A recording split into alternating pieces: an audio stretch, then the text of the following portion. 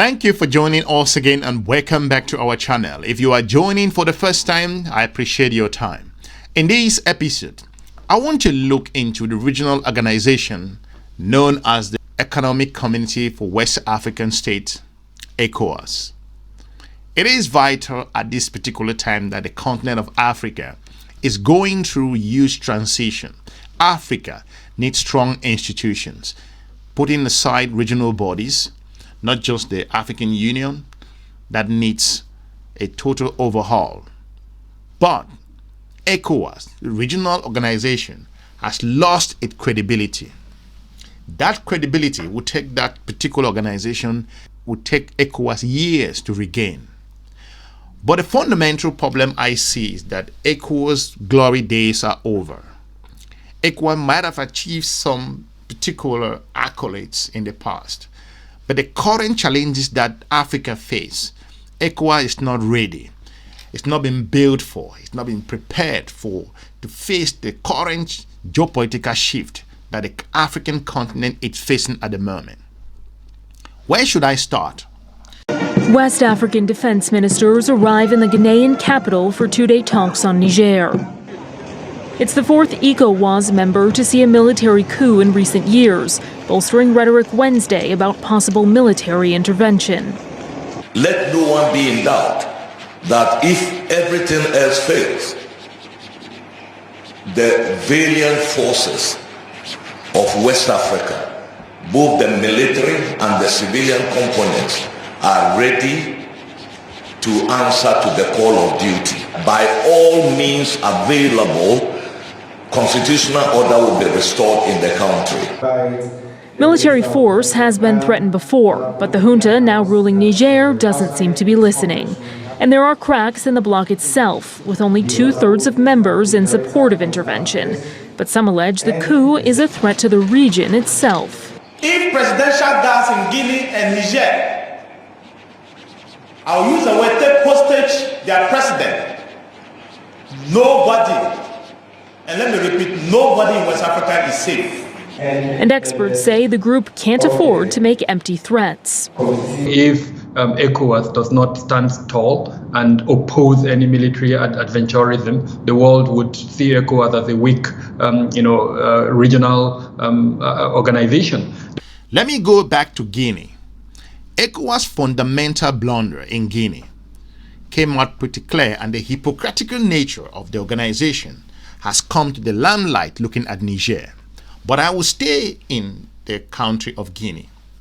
When Alpha Conde, who was a member of the association, got democratically elected, got another term, moved forward to change the constitution, ECOWAS never said anything.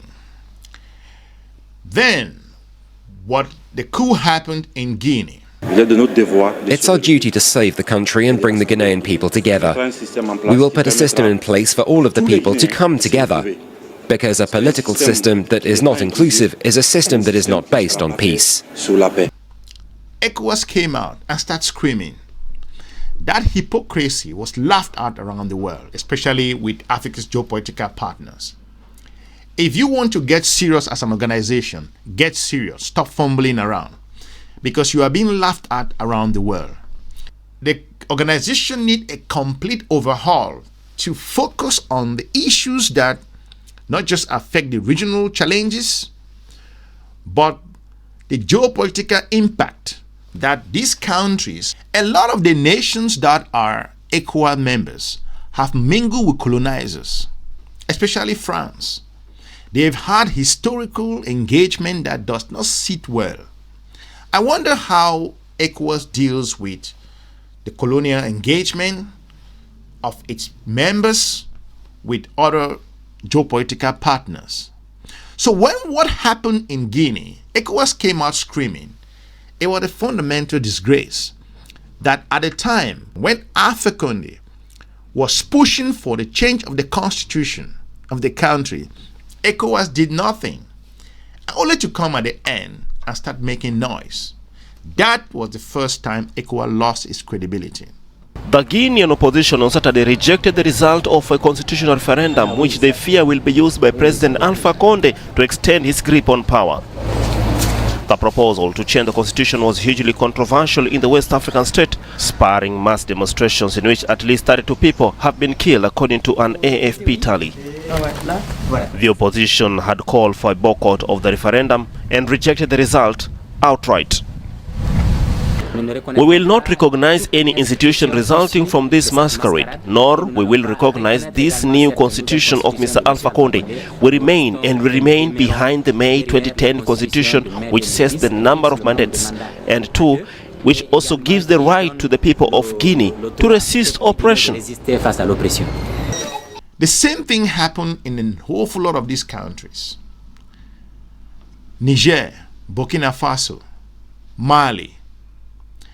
And all Ecowas know to do is to sanction, is to suspend. After several hours of discussions behind closed doors in this New York hotel, Ecowas leaders announced new sanctions against the military junta in Guinea. It has been decided to take gradual sanctions on individuals against the Guinean junta. Very quickly, Ecowas will draw up a list of people to be sanctioned and progressively apply these sanctions. Ahead of the meetings, the acting president of Ecowas told France 24 this was unacceptable. We spoke about it and agreed that it can't be longer than 24 months. This is non-negotiable for Ecowas. Is to collaborate with its foreign partners to slam sanctions. The European Union is considering sanctions against Niger after military forces ousted President Bazoum last month, who was elected 2 years ago. We are moving forward for an autonomous sanctions regime to take measures against the putschists. Work has already started. I think we are fighting over the stick while the snake is running. This is terrible to point out. When what happened with regards to the Niger situation, Ecowas got totally confused. Nigeria would have never in 100 years go to war with Niger. First, Nigeria had its own internal challenges. There was a political transition coming to Nigeria. There were Islamic issues in Nigeria. Nigerian military were bogged down in the regions in Nigerian country. Niger is a massive country. It's not a joke. Niger had very equipped military that have been battling jihadists for quite some time, and they were battle ready. They were ready to go to war, whatever it takes. Nigeria will never, according to experts and diplomats, ready to allow Nigerians to go and die for a war that the Nigerian people are fighting for their sovereignty. So I wonder where does sovereignty sit in regards to ECOWAS's fundamentals as a regional organization. Do they understand what democracy is all about? Or do they understand what constitution is all about? By just coming out and screaming and suspending and collaborating with geopolitical partners to slam sanctions, penalties, sending delegations, the ECOWAS failed to look at the fundamentals of the issues.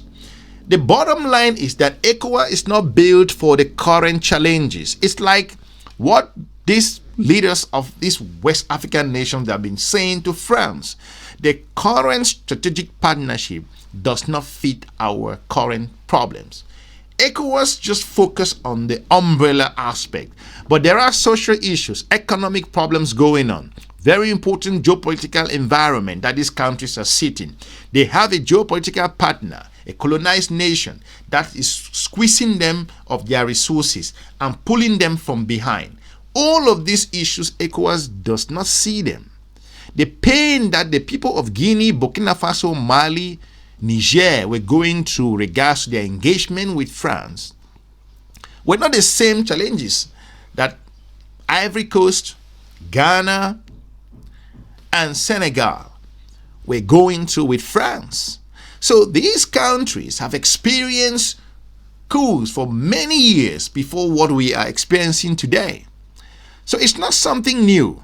But ECOWAS focused on the issue at hand instead of looking at the fundamentals, the historical relations with what is going on in those regions. So my advice to ECOWAS, it will take time for ECOWAS to build a reputation because it's been damaged completely. And for ECOWAS officials to come out and make such a pronouncement, a completely embarrassing pronouncement. Let no one be in doubt that if everything else fails, the valiant forces of West Africa, both the military and the civilian components, are ready to answer to the call of duty. By all means available, constitutional order will be restored in the country. If presidential guards in Guinea and Niger, I'll use the word, take hostage their president, nobody, and let me repeat, nobody in West Africa is safe. To me, I consider that those officials were looking for money from France, for France to provide some financial guarantees, and they would have never gone to war. Like I said, I will say this over and over. ECOWAS would have never gone to war with Niger. It was not in the best interest of Nigeria.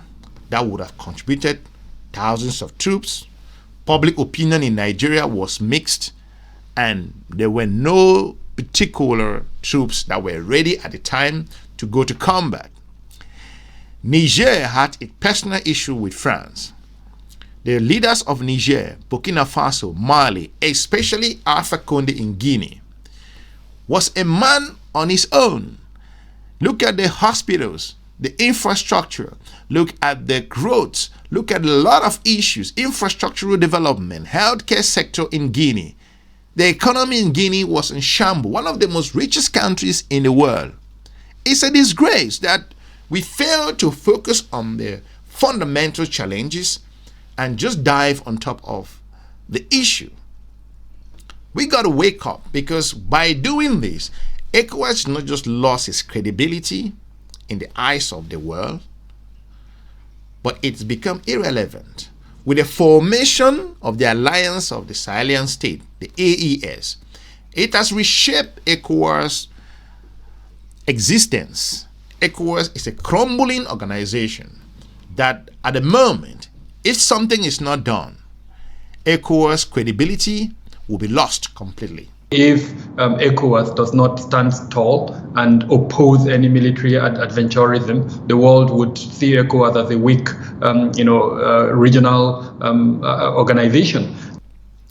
And I don't think these countries are coming back. Recently, they just formed a 5,000 strong force that is going to battle these particular events, jihadists, what's going on in the region. Is to send a signal to ECOWAS that they are moving forward. They are moving forward. They are not waiting for ECOWAS to come and tell them what to do. They know what the problems are, because the geopolitical partners are watching. The United States is watching. France is watching. The European Union partners are watching. Africa is watching. They are not waiting for ECOWAS. When was the last time ECOWAS took a major operation? Who funds ECOWAS? That's the big question.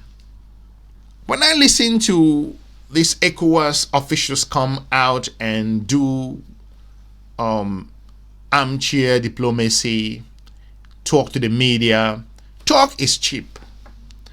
But ECOWAS has to rebuild. It has to go back and lay down the fundamental difficulties that the region face, and look at the priorities of today's age, and see where, if ECOWAS meet the current challenges that a regional organization can claim to be.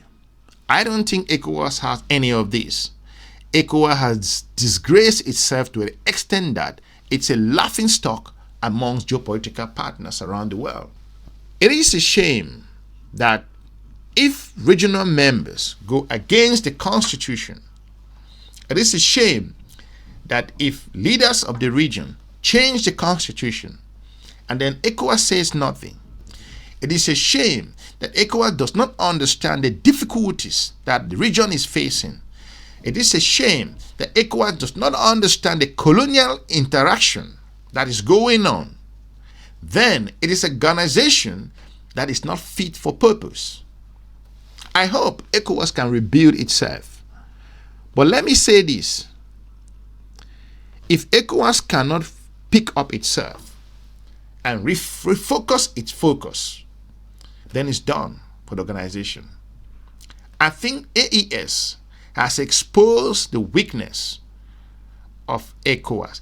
It is a puppet organization that has receiving its funding and support from its geopolitical partners. The Niger debacle exposes ECOWAS to an extent that it is laughable that there is anything called the Economic Community of West African States. I think the constitution of ECOWAS needs to be rewritten, need to be revised, need to be put into context.